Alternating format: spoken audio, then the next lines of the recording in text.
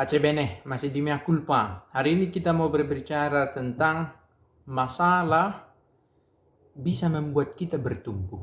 Bertumbuh. Masalah membuat kita bertumbuh. Oke, nanti kita bahas lebih lanjut. Saya mau menyapa para sulpri dimanapun berada. Sehat-sehat, gembira. Kalaupun ada masalah, semoga itu bisa membuat bertumbuh. Di pekerjaan, di hidup sehari-hari, di hubungan-hubungan, di relasi dengan orang lain. Meskipun tidak gampang melaluinya, non è facile, kata orang Italia, bukan hal gampang itu menghadapi persoalan apapun. Nah, yang namanya persoalan itu tidak selalu gampang melewatinya, tetapi kiranya itu menjadi kesempatan untuk bertumbuh. Semoga. Setidaknya kita belajar untuk bertahan. Oke, masalah bisa membuat kita bertumbuh. Mengapa saya terpikir membahas ini? Saya membaca beberapa hal yang sangat sederhana menurut saya tentang kisah para bapak gereja dan juga bacaan hari ini. Oke, tentang bapak gereja. Apa yang para bapak gereja lakukan? Mereka membakukan ajaran, mencoba membangun sedikit demi sedikit ajaran gereja, tentang Allah, tentang gereja, tentang iman, tentang banyak hal, tentang teologi, dan juga filosofi, juga filsafat, tentang iman. Nah, mereka menulis ini karena ingin membakukan juga untuk meluruskan sesuatu yang tidak tepat. Oke, tidak tepat menurut pandangan umum dalam gereja. Mereka berangkat dari masalah. Contoh, masalah itu bisa saja tidak langsung pada dirinya, tetapi dalam situasi sekitar. Misalnya Santo Jerome. Saya membaca sedikit perjalanan hidupnya. Dia bertumbuh di tengah situasi masyarakat yang tidak baik-baik saja. Begitu ya. Ada persoalan di kekaisaran, secara politis, juga dalam kerancuan, kebingungan dalam ajaran iman. Dan ini mendorong dia untuk menulis lebih banyak. Menulis, dia berbuat sesuatu. Sebagai feedback dia menghadapi persoalan. Dan menghadapi kebutuhan-kebutuhan.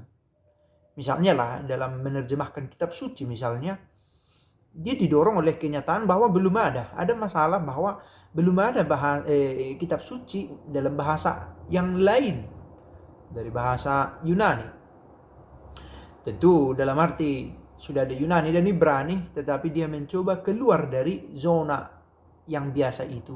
Dan dia membuat vulgata. Masalah membuat dia terdorong untuk melakukan sesuatu. Nah, ada juga misalnya Ignatius dari Roma yang mencoba membuktikan salah ajaran Sabellius tentang Sabellianisme, tentang apakah Allah Bapa dan Putra itu adalah sebenarnya pribadi yang satu, sehingga yang ada adalah oneness, satu saja, tidak ada konsep trinitas. Yang ada adalah bahwa Allah itu hadir sebagai mengambil rupa manusia, begitu ya, dan meninggalkan peran Bapa. Dan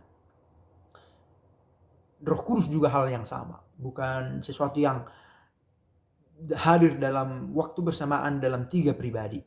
Oke, ini persoalan lain yang bisa lebih lanjut dibahas tentang Trinitas dan oneness. Tapi akhirnya Ignatius dari Roma menulis satu pembelaan, berbuat. Oke, dia dan ilmu berkembang.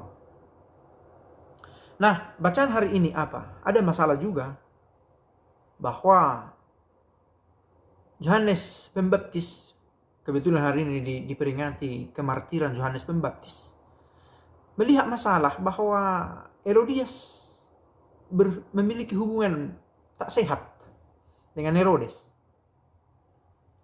Dan dia memberi nasihat, jangan kau lakukan itu.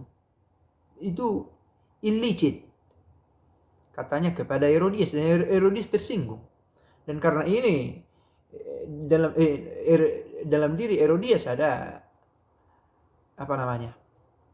kebencian, dan karena kebencian dia terdorong untuk menghabisi nyawa dari Yohanes Pembaptis. Maka dalam suatu kesempatan melalui kerja putri Herodias meminta supaya kepala Yohanes Pembaptis diberikan di atas talam. Artinya apa? Membunuh Yohanes Pembaptis. Nah, Yohanes Pembaptis yang mati ini kita kenang sampai sekarang. Itulah buah dari feedbacknya atas masalah. Oke, dia tidak mau berdamai begitu saja, membiarkan kesalahan dan dia aman, tidak. Tapi dia membuat feedback atas kesalahan dengan mengatakan yang benar. Dan Kristus juga tersalib karena memberi feedback atas kesalahan-kesalahan, atas kemunafikan-kemunafikan.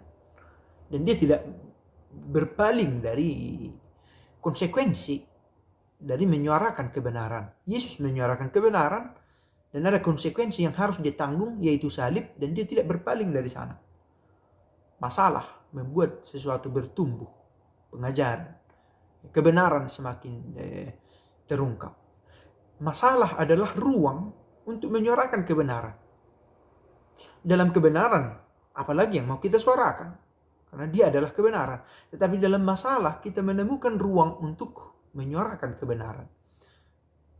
Ruangnya ada, tetapi harus juga bersuara, harus mengisi kekosongan itu dengan kebenaran.